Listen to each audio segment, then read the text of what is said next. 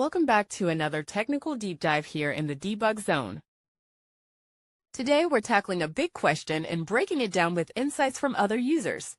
Hopefully this clears up some misconceptions and helps you get the answer you need. So buckle up, stay a little curious, and let's jump right in.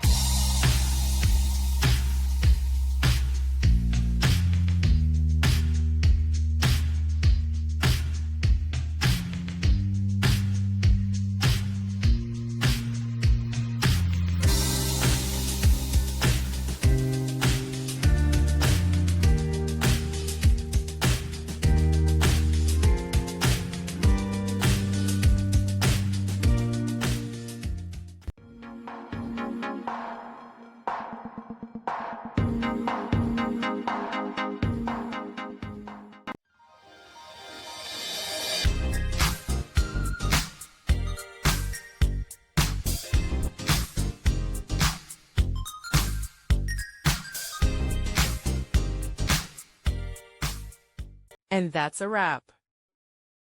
I hope you found the answer you were looking for. If you did, take a second to hit that subscribe button. It really helps out. And let me know in the comments which solution worked best for you. See you next time in the Debug Zone.